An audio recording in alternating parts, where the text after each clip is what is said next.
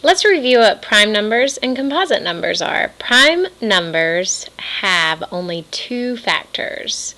Their factors are 1 and the number themselves. So 2 is the first prime number because 2 has two factors. It has 2 and 1. 1 is neither because it only has one factor, 1. Composite numbers have more than two factors. The first composite number is 4 because it has 2 as a factor, also 4 and 1. So it has more than two factors. To do the prime factorization trees, to help you figure out whether numbers are prime or composite, and also to help you figure out greatest common factor and least common multiple later on, you start with your composite number at the top of your tree, and you'll quickly find out if it's prime if the only two factors you can find that multiply together to give you that number are 1 in themselves. But if it has more than those two factors, then it's going to be a composite number, and it starts at the top of your tree. The next thing you're going to do is write 2 of the factors on the number branches. The third thing you're going to do is, if the factor is prime, you're going to circle it so that you can remember that it's a prime factor and you don't need to do any more with it because the only factors it has are 1 in itself. If the factor is not prime, you're going to make 2 new branches to figure out those prime factors that make up that number.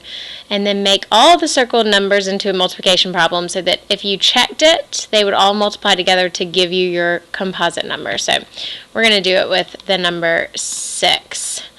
6 has two factors other than 1 and 6, and the factors are 2 and 3. Coincidentally, both of these are prime numbers, so I would circle the numbers there and stop right there. And the prime factorization would look like 2 times 3. There are no numbers that I can combine here, so that is the prime factorization for the number 6. And then the way I check it is I multiply 2 times 3 and I get 6. So let's try it with another number. Let's try it with 10. There's only one option here. We have 2 and we have our 5. Both of these are prime numbers, so I'm going to circle them both. Our prime factorization would be 2 times 5. And one more. This one's a little bit tricky because it has several options that you can multiply together. Well, it has a couple of options. The first thing that pops into my brain, and yours might be different, would be 9 times 2. 2 is prime, so I circle it. 9 is not prime, so I have to find the prime factors that make up 9. 9 has two factors, 3 and 3. They are both prime, so I circle those, and I have all 3 of my prime factors. I would write my prime factorization like this. Now next year, they're going to like you to combine like terms. All that means is that these two numbers right here are the same number, so we can write them as an exponent. We can write this as 2. We only have one of those, so really you could put a 1 up there, and we assume that every number has a little 1 exponent right there, just saying that 2 only one time, and 3 is represented twice, so we'll put our 2 right here to represent that this is 3 times 3, 3 twice. Okay, and this would be our prime factorization. I'm going to erase that one because we don't need it there. It's just a simple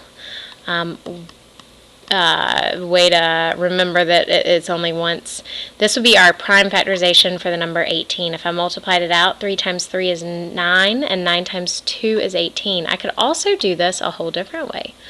I could take my 18 and divide it up by 3. 3 times 6 equals 18. So now I have this prime factor, and 6 has two factors, 2 and 3. These are both prime, so I would circle these, and 2 times 3 times 3 again is my prime factorization. So it doesn't matter what two factors you use, you're going to come up with the same product, I guess is the way I'm thinking about it, prime factors. Our answer is still the same.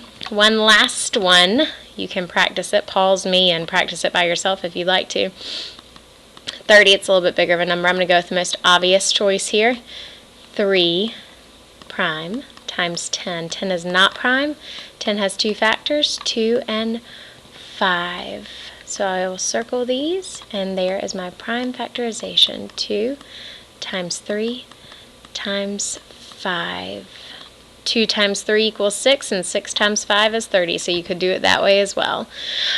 These factors are going to help us later on when we're finding the greatest common factor. If you'd like to try another one, try 36. I will tell you that your prime factorization answer should be 2 squared times 3 squared. I know this because 3 times 3 is 9, and 2 times 2 is 4, and 4 times 9 equals 36. So I can check that out pretty easily.